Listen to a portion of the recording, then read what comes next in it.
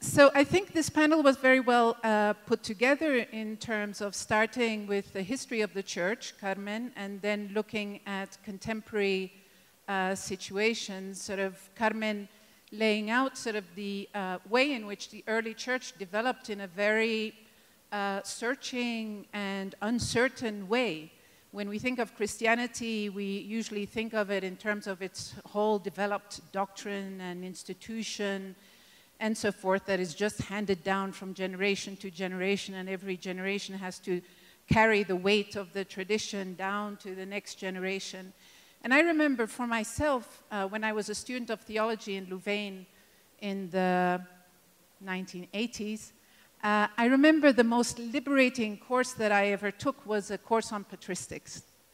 That was absolutely liberating for me to understand how the early church was in fact itself constantly searching, and that the doctrines of the church and the final decisions of the Council of Nicaea were all based on discussions and debate and going back and forth, that it was not something that was set in stone, that it was a matter of development and change. And to me, the reason why that was so liberating is that this change is ongoing, that the tradition is never ending, and that we are continuously trying to adapt the church to our own times and trying to think the doctrines that we have been given also in a way that makes sense to our time today.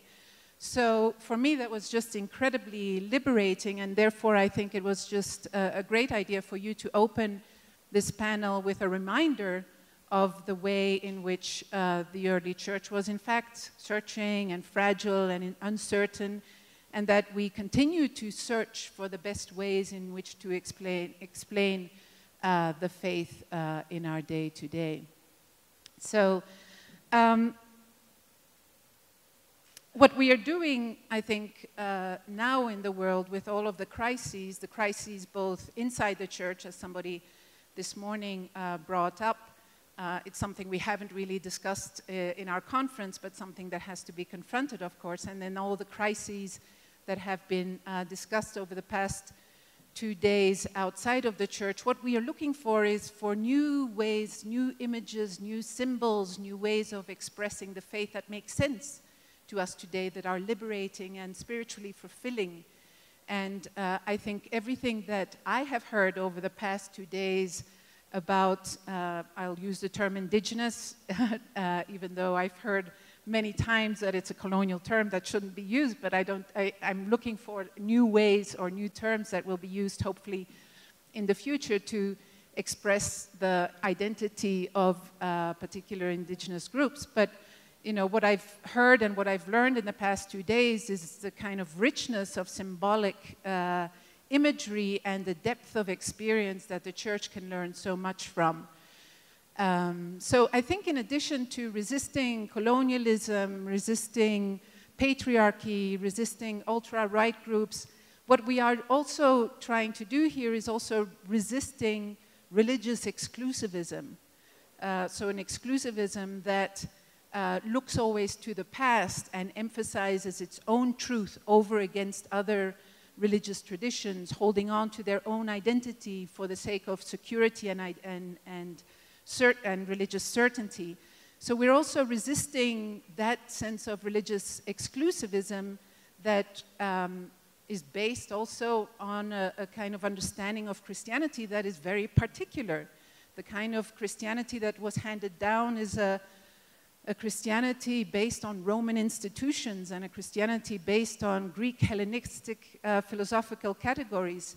But that's in some ways, that was rather random how Christianity developed with those kinds of categories in the early ages of Christianity. I know that some people in the church think that it was providential that Christianity was expressed in Greek and Roman and Hellenistic categories, but if we're honest with ourselves, I think there is something profoundly random about it, and many theologians in the world are now arguing that if Christianity is truly universal, then it has to be able to incorporate all of the wisdom of all the cultures that we have heard about during the past 2 days. And so we can do that in a number of different ways, I think, as remaining inside the church or moving outside of the church. So when we understand the richness of indigenous people and the richness of other religious traditions in a world of religious pluralism today, we can, place ourselves outside of any religious traditions and just absorb the best of each tradition or what we learn from each tradition. Everything is now available. We can learn about any religious tradition in our world today. It's all on internet and we can all absorb it. There are classes in Buddhism, I'm sure here, many classes in various types of Buddhism here in Mexico City. Everything is at our disposal nowadays in terms of spirituality. Now, what do we do with that? In the United States, where I live now, many students are just turning away from any institutional religion and calling themselves spiritual but not religious. There's even an acronym for that, SBNR. So they just absorb elements from different religious traditions that fit their own interest and inclination and that's spiritually enriching and fulfilling for them. It's a form of religious hybridity or religious syncretism or synthesis, whatever name we want to give to it. But for many millennials, young people today, they just turn their back to institutionalized religion and follow their own particular path. But I think there is a different way of doing it in terms of staying rooted within a particular religious tradition. And I think that is what we have heard in this panel today also, that it's possible to remain rooted in Christianity and open oneself up to other religious traditions and other forms of spirituality and allow the church to be broadened and enriched by all of these spiritualities that are now available for mutual enrichment, as Sophia was also pointing out.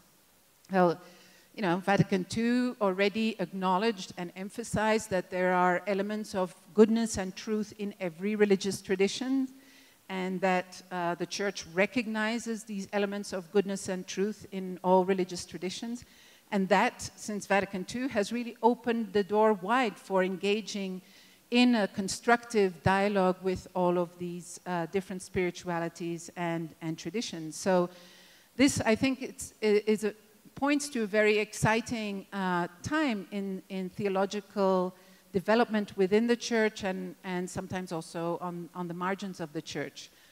In the area of interreligious dialogue, the field that I am most working in is a field called comparative theology. I don't know if that term is used here in Mexico and in South America, but it's a type of theology where theologians think theologically, systematically, in dialogue with one other religious tradition. So comparative theologians are grounded in their own tradition, and in my case, Christianity, in the case of other people, maybe other religious traditions, and they engage another religious tradition in a constructive dialogue to see how that other religious tradition can enrich their own spiritual tradition. And actually, Thierry Marie Courreau also does it with Buddhism. So there is a whole field that is developing in Christian theology that engages in that way different religious traditions to enrich Christian self-understanding, both doctrinally and ritually. But what hasn't happened, I think, is a constructive engagement with non-scriptural traditions. So the focus has been very much on scriptural tradition, reading text, studying text, studying doctrines, and engaging it in a constructive way. And I suppose as academics, you always turn to books immediately. That's sort of where you find your comfort and your certainty when things are written down. But I think, the indigenous traditions that sometimes don't have any oral tradition, there's certainly now a very concerted effort to pay attention also to these traditions and to the wisdom that they have to offer Christianity also. And so I think what we have heard in the past 2 days is just a wealth of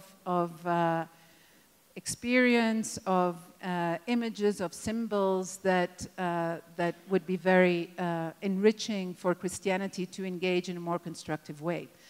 Now, when I say it would be more, would be interesting for Christianity to engage them in a constructive way, that sounds also very pretentious, as if that hasn't happened yet.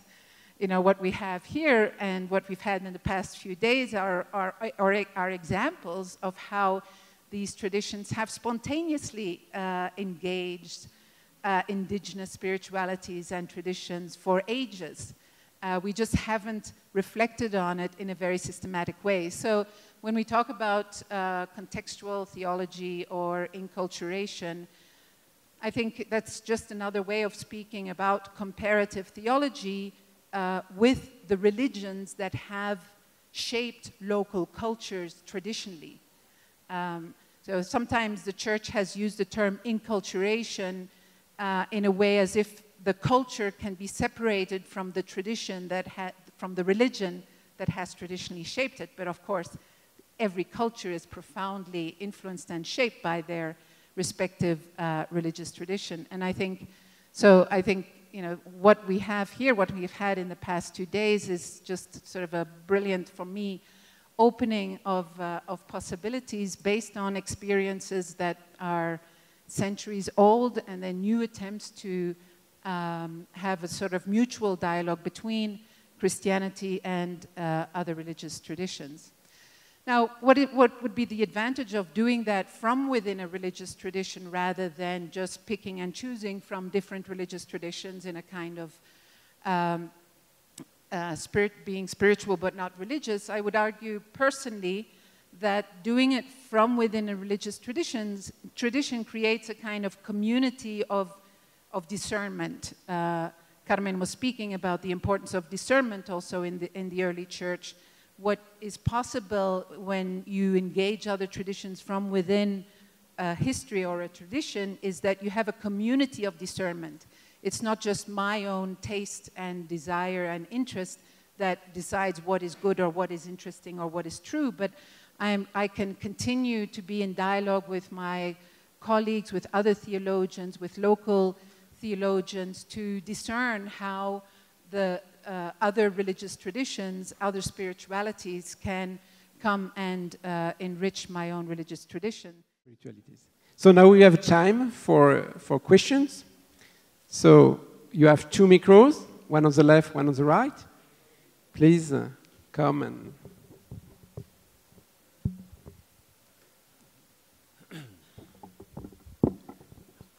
First, I'd like to thank the panelists for their very insightful presentations and that open new ways for thinking about Christianity.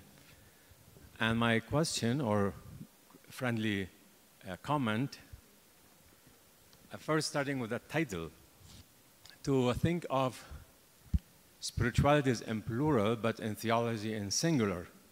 So we're really now in a place where we're talking about theologies in plural from many perspectives and many Christian traditions.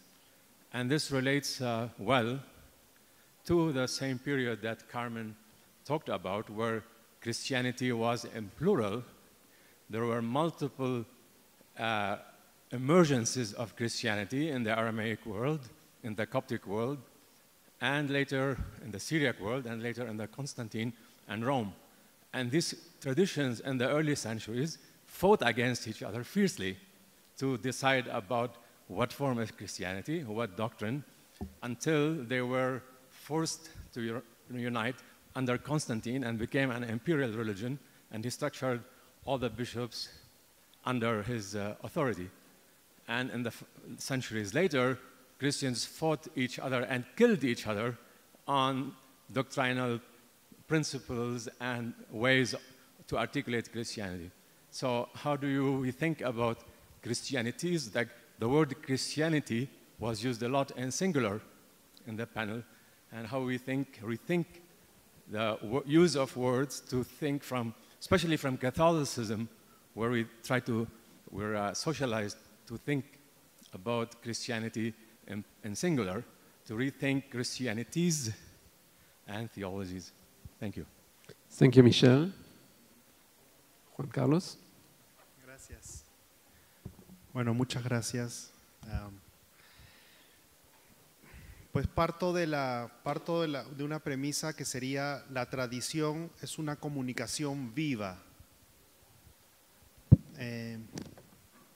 Y voy a una pregunta ahora, pero quiero explicar un poquito esto. Es una comunicación viva, y algo que siempre me ha llamado la atención, que tradición viene de tradere, que significa prácticamente comunicar, traducir, mantener viva una comunicación.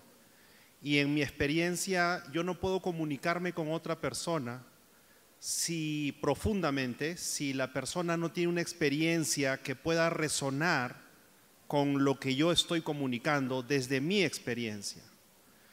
Prácticamente, más que una comunicación viva, es una comunión viva, y necesita estar traduciéndose a partir de las experiencias de otras personas que se expresan de otra manera, que son distintas a mis propios símbolos o propias categorías. Entonces, ayer se había mencionado que esa comunión se podría llamar amistad religiosa. Me comunico con una persona de otra tradición, o personas que no definen ser parte de una confesión, pero tienen una experiencia de vida que viene ancestralmente en sus corazones. Cuando me relaciono con ellas y entro en comunión con ellas, se forja una amistad que trasciende mis propias categorías. ¿Cómo le llamamos a esa amistad? ¿Cristiana? ¿Le llamamos musulmana? ¿Le llamamos judía? No existe lenguaje que pueda alcanzar ese horizonte de amistad. No sé cómo explicar. Entonces, mi pregunta ¿es posible pensar una amistad religiosa más allá de las identidades religiosas? Esa sería mi pregunta.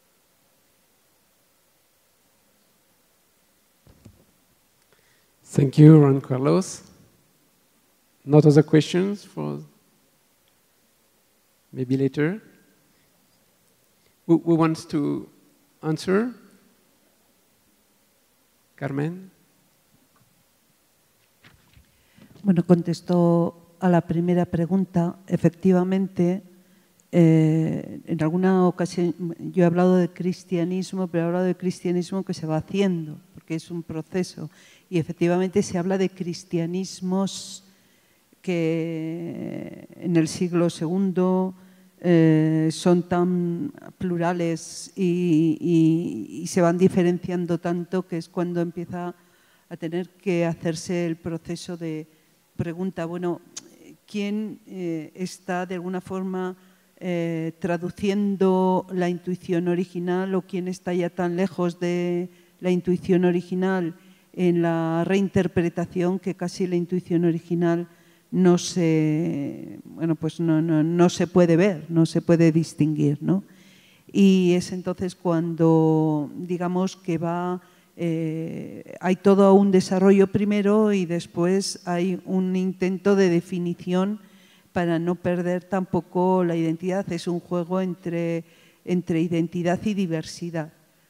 Y lo que suele decirse, efectivamente, se ponen unas líneas, quizá algunos quedaron fuera de esas líneas y tenían gran parte de la identidad de los que quedaron dentro, pero sí, así fue.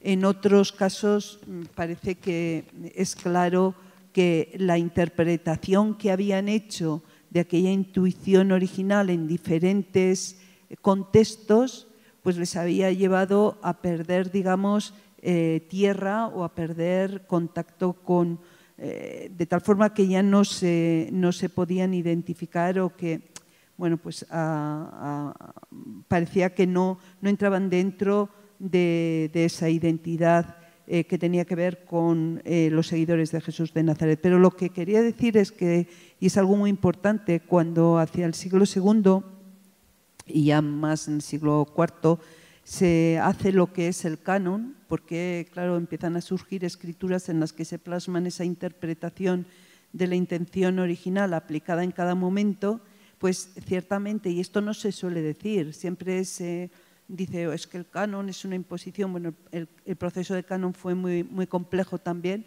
y hasta el Concilio de Trento no se acabó de definir mediante una definición oficial. Pero digo que el canon mismo lo que recoge es precisamente esta pluralidad de lo que se decía, digamos, de cristianismos o de formas de vivir aquella herencia, aquella intuición, aquella identidad, ¿no? Y por lo tanto también espiritualidades. Es verdad que en estos primeros momentos se habla en plural, pero es que yo creo que el canon de las escrituras permite seguir hablando en plural, porque las pastorales y Marcos o las pastorales y Juan o yo qué sé, la carta de Santiago y la carta a los Gálatas, pues son muy diferentes, están hablando muy diferentes comunidades y les están dando un horizonte ciertamente pues diferente, ¿no? Entonces la pluralidad existe y ha seguido existiendo y sigue existiendo dentro del canon.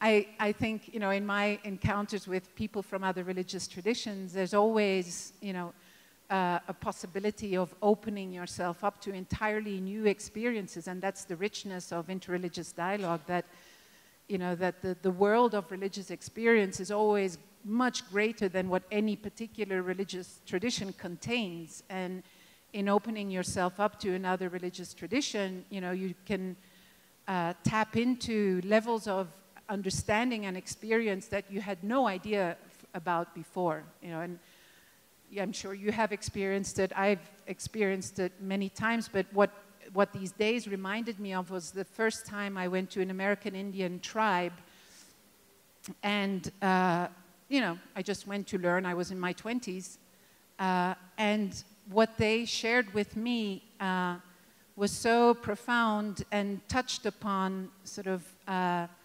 levels of experience within myself, or strings, spiritual strings in myself is how I understood it then, that I had either completely forgotten or had no idea about. So I think that's the richness of interreligious dialogue, how different spiritualities and different religions can awaken something in us that, you know, enriches us infinitely and ongoing.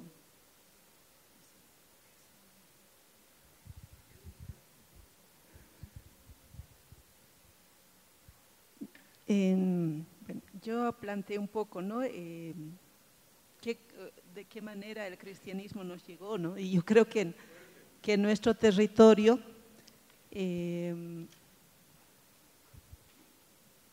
bueno, y voy a hablar un poco de las comunidades, bueno, indígenas o comunidades aymaras o quechuas, ¿no? Pero yo veo que igual pasa en otros contextos. Si bien el cristianismo ha sido muy plural y creo que ha tenido diversas vivencias, ¿no? Bueno, y creo que esa pluralidad también les generó sus tensiones, ¿no? Que podemos ver ahí en muchos textos bíblicos. Sin embargo, desde las articulaciones más de teología indígena, se ha planteado hace mucho tiempo las iglesias con rostro y corazón indígena. Y creo que esa articulación lo planteaba más aquí el obispo Samuel, ¿no? En Chiapas, y en Ecuador el obispo, ¿cómo se llama este obispo? Proaño, ¿no? Entonces, ha habido como alternativas, ¿no? Más así de iglesia con rostro indígena, ¿no? Pero yo siempre me preguntaba, bueno, con rostro sí, pero decía el mismo hecho de ser una iglesia indígena, ¿no? Y yo siempre me preguntaba cómo tendría que ser ese proceso, ¿no? Porque hemos recibido muchísima herencia de un cristianismo colonial, y eso es lo que cargamos y hemos heredado. Y nuestros hermanos y hermanas que son agentes de pastoral, catequistas o animadores de fe, han heredado eso. Y realmente, ¿no? Y es bien complicado también, por otra parte, aproximar incluso, ¿no? A fuentes mucho más antiguas bíblicas, que no lo hemos hecho, porque nosotros somos pueblos de tradiciones orales, ¿no? Entonces, y el texto es escrito y muchos de nuestros hermanos y hermanas no han accedido a, ¿no? a la lectura de textos, ¿no? Entonces, yo ahí veo un desafío, ¿no? Que estamos como en ese, ¿no? No sé cómo llamar. Nosotros en la teología andina ya nos hemos planteado, ¿no? Trabajar este aspecto desde dos sentidos. Uno, una necesaria descolonización, ¿no? De todas esas herencias que hemos heredado, que posiblemente no son ni parte de las fuentes cristianas, ¿no? Sino la forma de cómo se construyó los cristianismos aquí.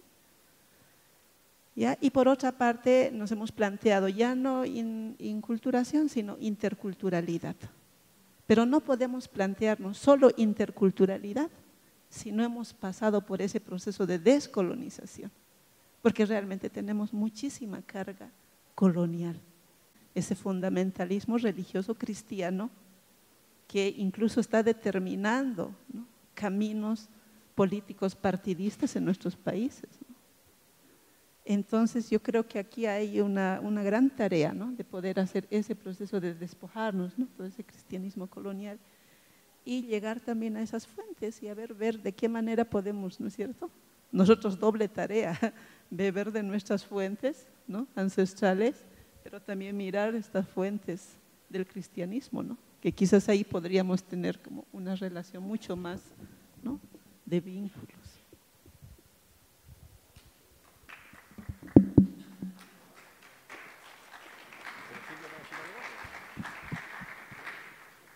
Bueno, yo solo para acotar a lo que decía Sofía, bueno, se me venía a la mente la palabra interculturalidad, pero tal vez no sea la categoría que nos, como Sofía misma dice, no nos ayude mucho a plantearnos justamente un diálogo, sino más bien recuperar la categoría de encuentro, ¿no?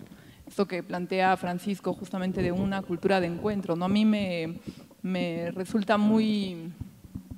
La imagen, por ejemplo, de Francisco con las comunidades de la Amazonía en el Perú me parece un gran símbolo, ¿no? Es decir, esta imagen que es muy distinta a la imagen justamente de un cristianismo que quiere colonizar, que quiere avasallar, ¿no? Entonces, ahí se habla del encuentro, del reconocimiento de las diferencias y justamente de que es posible dialogar a partir de ahí, ¿no? Tengo una nueva pregunta. ¿Sí? Bueno, reaccionando un poco a lo que Silvia dijo en su exposición, ¿no? La gran crisis de nuestro tiempo, la gran crisis del mundo que está muriendo, y qué bueno que se está muriendo mucho del viejo mundo, qué malo que le estamos negando el mundo a muchos inocentes. Pero esa gran crisis tiene que ver con la pérdida de la relación del hombre con Dios, del hombre con el hombre y del hombre con la creación. Me resonó mucho con algo que escribió Karl Polanyi en La Gran Transformación, y habla de cómo 3 mercados nos hicieron descender 3 escalones hacia el infierno de la modernidad. O usa una figura de Satanic Mills, los molinos satánicos que disgregaron el tejido sociocomunitario. El mercado financiero, darle valor al dinero por ser dinero. El mercado de trabajo, la explotación del hombre por el hombre. Y el mercado de tierras, el intento de dominio del hombre sobre la creación. Entonces, pensando en esta clave de ecología política, me quedo con esta parte de desafíos para una teología contemporánea. El gran desafío contemporáneo de la humanidad es que nunca habíamos tenido tanta fuerza destructiva que pusiera en entredicho la continuidad de nuestra especie. Yo creo que la creación va a sobrevivir a nuestra especie, pero ¿qué le tiene que decir? ¿Cuáles son los relatos teológicos contemporáneos frente a un apocalipsis tan evidente que estamos viviendo? Al grado que ya hay parlamentos de primer mundo que han declarado emergencia climática, al grado de que ya un nuevo panel intergubernamental de Naciones Unidas nos dijo que ya nos pasamos de la raya con la creación, con la biodiversidad. Frente a la espiritualidad emergente de las estudiantes que están haciendo huelga todos los viernes diciendo no se acabe en el mundo, nosotros también queremos futuro. ¿Qué relatos teológicos se pueden ofrecer para que haya un mundo nuevo? Qué bueno que se muere mucho de lo viejo, pero ¿qué relato teológico hay para anunciar mundo nuevo en este desafío contemporáneo? Thank you. Margaret, you have a question? Ja, but I'm going back to the other subject. Because I think I've been living in Jerusalem for 5 years, and so the plurality of Christianity is very deep within me, because living the Coptic and the Syriacs and the Orthodox and the Greeks and the Russians, and you know, and we started as a Jewish sect, and look what we are, living in Mexico, being together in Mexico 2,000 years later. So I think Christianity is plural, has always been. And I just wanted to remind us, I think as a historian, that this shape of especially a Catholic, Roman Catholic Church is a child of the 19th century.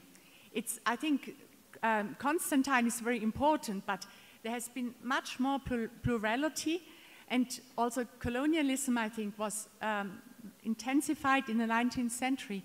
And that what we know now as a very hierarchical Catholic Church, that was Vatican I, which on the other side made it possible, I think, like Vatican II, because without centralization there would be not a council.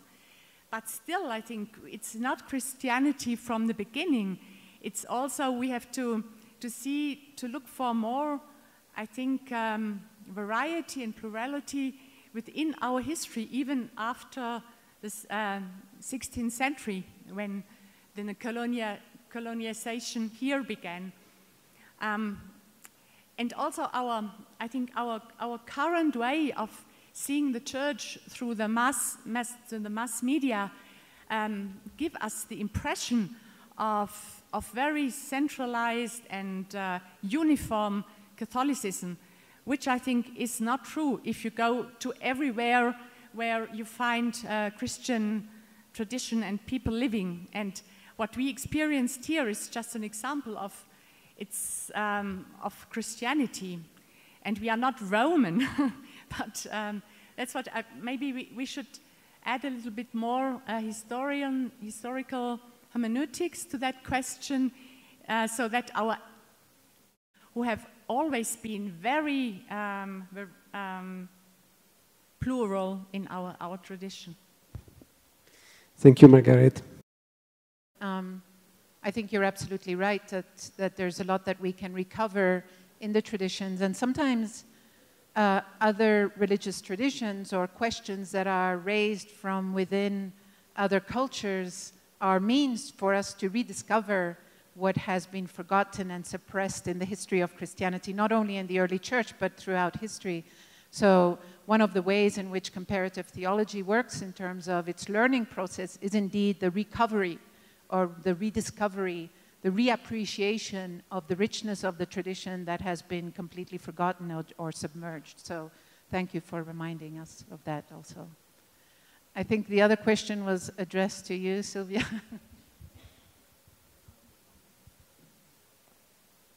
Bueno, creo que era la pregunta de Bosque, si era en relación a relatos ¿qué relatos teológicos? Pues yo creo que hay que ir a bueno, dos cosas, ¿no? Creo que la teología parte de la experiencia, parte también de los textos bíblicos, entonces yo creo que hay que volver a los textos bíblicos, ¿no? Creo que como que hay una riqueza ahí, justamente que tiene que ver con la tradición, y hay que reinterpretar esos textos justamente para desmontar todo ese discurso antropocéntrico que se le ha querido, digamos, achacar a estos textos que en realidad no están, ¿no? Y luego, pues si se habla de la experiencia, yo creo que relatos, yo creo que hemos visto, no sé, creo que partiendo, digamos, de los cristianismos o el cristianismo, no sé, creo que hay algo humano ahí en el mensaje, y creo que si vemos la experiencia de estos días, pues vamos a tener muchos relatos justamente que son de repente no una alternativa, sino más bien una ruptura con este sistema, ¿no? Por ejemplo, los testimonios o relatos que son de las comunidades que van creando otras formas de vida, otras formas de organizarse, entonces también por ahí de repente, ¿no?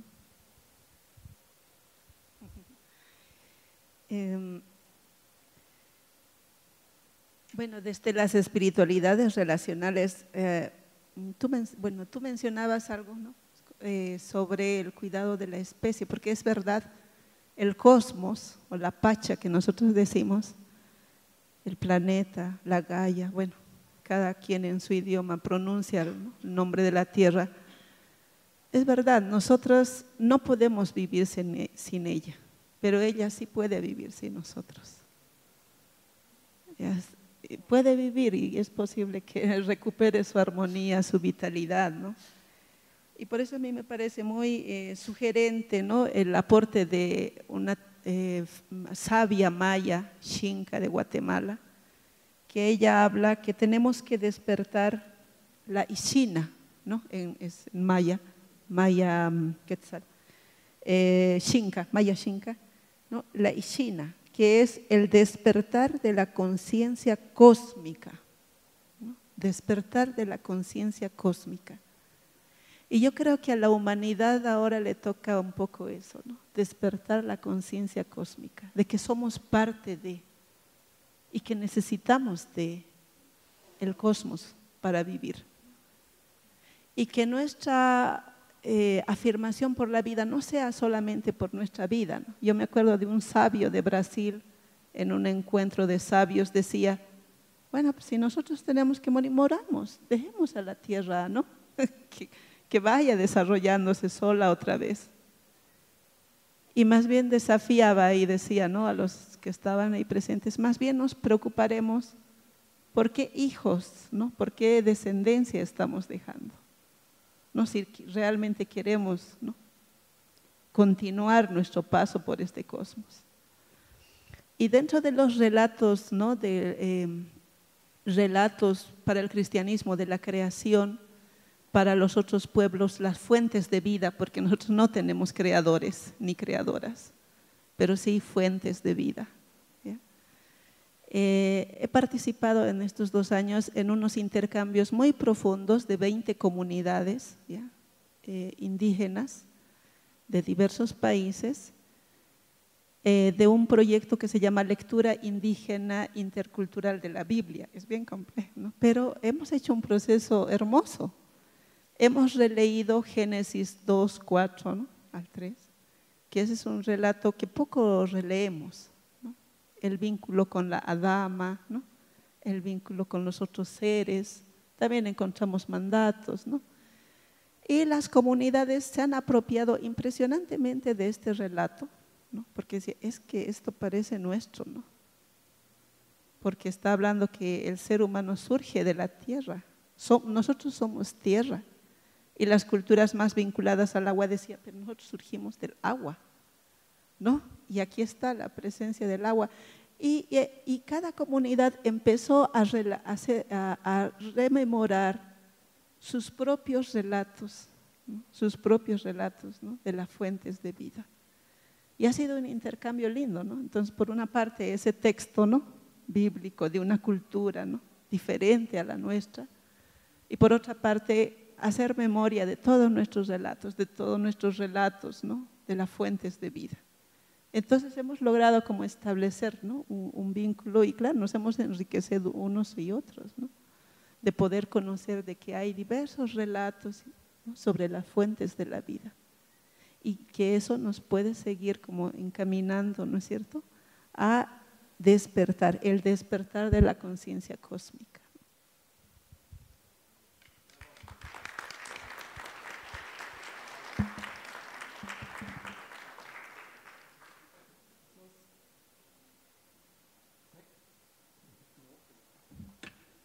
Thank you. So thank you so much to every one of you.